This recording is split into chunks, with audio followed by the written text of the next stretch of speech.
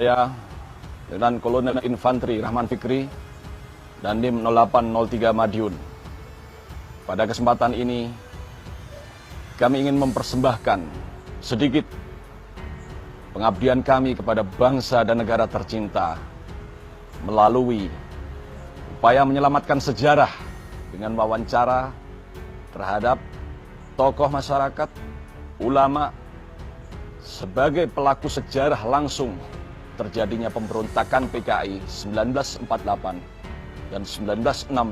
Kami berharap melalui kesaksian, melalui pernyataan para pelaku sejarah yang langsung melihat peristiwa tersebut bisa digunakan sebagai bahan wawasan kebangsaan sehingga mereka mengerti, mereka paham bahwa pemberontakan itu betul-betul terjadi di mana.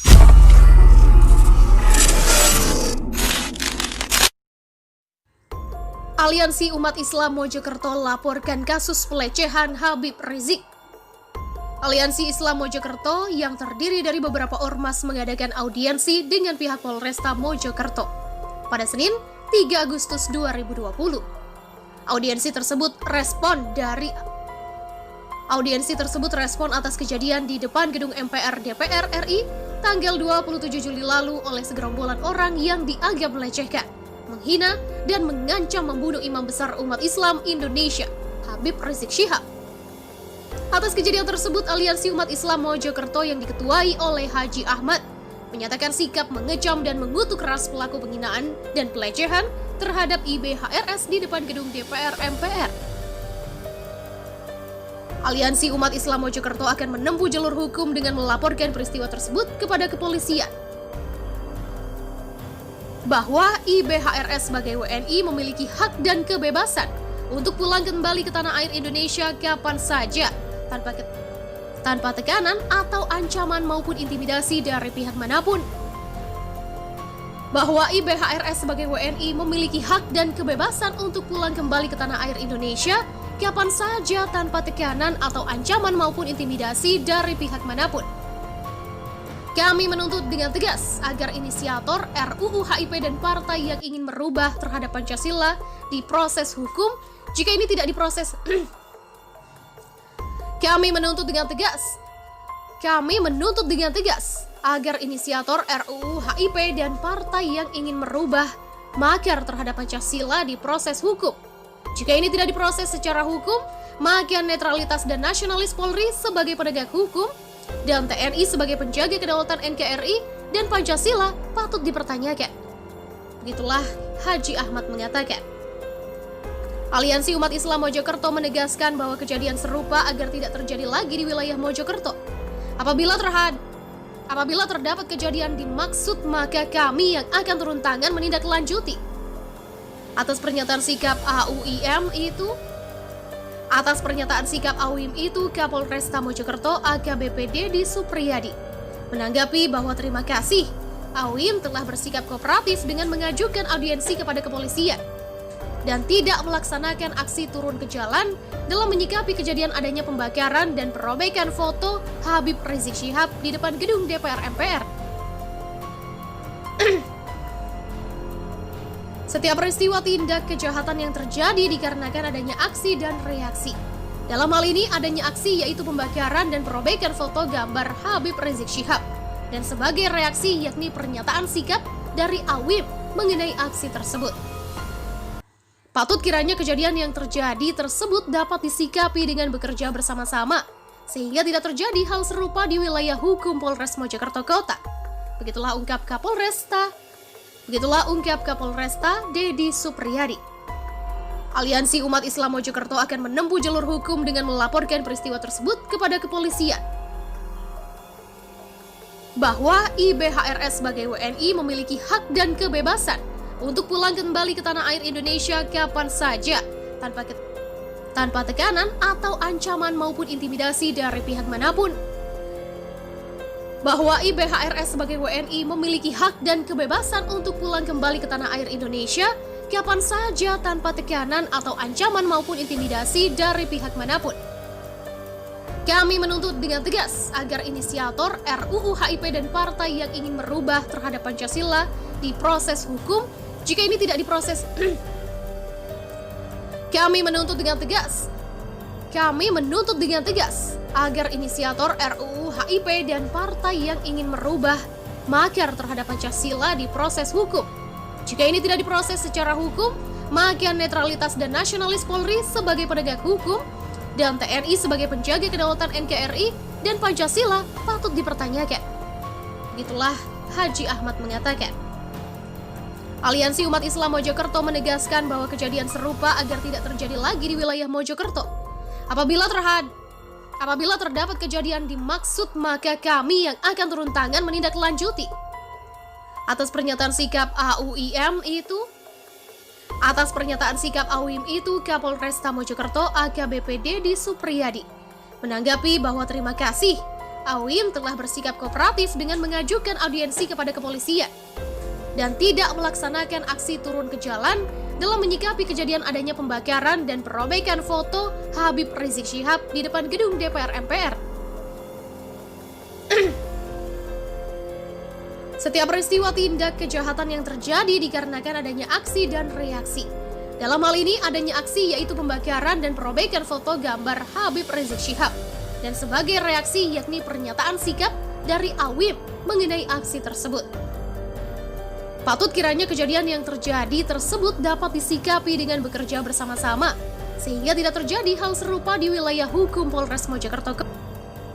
Setiap peristiwa tindak kejahatan yang terjadi dikarenakan adanya aksi dan reaksi. Dalam hal ini adanya aksi yaitu pembakaran dan perobekan foto gambar Habib Rizik Syihab. Dan sebagai reaksi yakni pernyataan sikap dari AUIM mengenai aksi tersebut.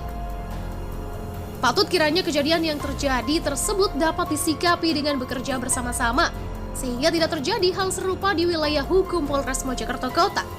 Begitulah ungkap Kapolresta Dedi Supriyadi. Peristiwa aksi 27 Juli 2020 di depan gedung DPR oleh kelompok merah yang jumlahnya sedikit saja membuat kehebohan. Yang aneh adalah aksinya menyerang figur Habib Rizik Syihab, menistakan gambar atau baliho HRS dengan menginjak-injak, membakar dan merobeknya. Apa yang tidak bisa membakar baliho bergambar HRS menjadi keunikan tersendiri. Padahal baliho HRS telah disirami dengan minyak, entah minyak bensin atau minyak tanah. Tetap saja baliho yang kainnya sangat mudah terbakar itu tidak bisa terbakar. Kelompok merah ini dipimpin oleh Sekjen GJI, Budi Jarot, adiknya Eros Jarot. Walaupun umat Islam tidak semua sepaham dengan langkah dan perjuangan HRS, akan tetapi penistaan terhadap HRS sebagai tokoh atau ulama cukup membuat umat Islam prihatin. Membuat gara-gara apa kelompok merah ini? Simpati kepada HRS dipastikan akan muncul dari mana-mana, bahkan dari yang bukan muslim. Simpati dan pembelaan terhadap HRS bukan hanya dari organisasi yang dipimpinnya, yaitu FPI, tetapi dipastikan lebih luas dari FPI, khususnya dari kalangan umat Islam. Sekurang-kurangnya para alumni 212 akan bersikap untuk mendukung HRS. Jumlahnya jutaan, pasti puluhan juta. Militansi umat yang tinggi dalam melawan perilaku zolim, sebab kelompok dan gerombolan merah Budi Jarot layak untuk dikecam. Telah membuat kegaduhan baru di tengah banyaknya kegaduhan di negara ini. Bara permusuhan telah diciptakan. Terlepas dari motif yang mendasari gerombolan Budi Jarot, apakah memancing ekspresi dendam atau lainnya, namun pembakaran atau perusakan secara demonstratif baliho bergambar HRS dinilai sangat tidak bermoral. Reaksi balasan diperkirakan bakal terjadi. Sebelumnya pelaku pembakaran bendera PDIP masih misterius. Bisa yang membakar adalah peserta aksi yang kontra terhadap RUU HIP? Bisa yang membakar adalah peserta aksi yang kontra terhadap RUU HIP? Bisa yang membakar adalah peserta aksi yang kontra terhadap RUU HIP. Namun, bisa dari susupan PDIP sendiri. Bisa pula memang pihak ketiga yang memancing situasi agar semakin memanas. Yang jelas, peringatan kuda tuli menunjukkan keanehan tersendiri. Secara tiba-tiba saja berfokus pada perusakan dan penistaan baliho yang bergambar HRS. HRS sendiri rasanya tidak memiliki hubungan apa-apa dengan peristiwa 27 Juli tersebut. Bahkan mungkin saja mengutuk keras peristiwa tersebut. Ada 3 kemungkinan konsekuensi dari penistaan dengan percobaan pembakaran dan perusakan secara terencana baliho bergambar HRS. Yaitu, ada 3 kemungkinan konsekuensi dari penistaan dengan percobaan pembakaran dan perusakan secara terencana baliho bergambar HRS oleh gerombolan Budi Jarot ini. Yaitu, pertama, dilaporkan ke pihak kepolisian perilaku Budi Jarot CS, tetapi dipastikan proses pengusutan tidak akan berjalan serius. Kasus Ade Armando, Abu Janda, dan Denny Siregar adalah contoh. Jadi, para simpatisan dan pendukung HRS jangan terlalu berharap banyak dari kemungkinan pertama. Kedua, dilakukan pencarian sendiri terhadap Budi Jarot CS oleh massa pendukung HRS. Tujuannya untuk meminta pertanggungjawaban atas perbuatan penistaan yang dilakukan oleh gerombolan Budi Jarot ini. Ketiga, bisa saja budaya bakar-bakar dan perusakan baliho atau poster terhadap tokoh menjadi kebiasaan. Pembalasan misalnya dengan membakar baliho Megawati atau Jarot atau tokoh lain yang diduga terlibat dirusak, diinjak-injak, atau tokoh lain yang diduga terlibat dirusak, diinjak-injak, atau dibakar pula. Ke depan, bisa saja baliho Presiden Jokowi, menteri atau pejabat lain juga diperlakukan sama. Ini tentu sangat tidak sehat. Bila tidak ada langkah baik dari kekuatan politik protektor kelompok merah maupun aparat penegak hukum, maka isu bahwa perusakan dan pembakaran itu dilakukan oleh gerombolan neo-PKI atau aktivis komunis bisa saja menggelinding. Modus atau adu domba sangat kentara. Yang dirobek, diinjak-injak, atau dibakar pada hakikatnya tidak lain adalah nilai-nilai moral. Gaya brutal dan vandalisme seperti ini menjadi karakter khas gerakan komunisme.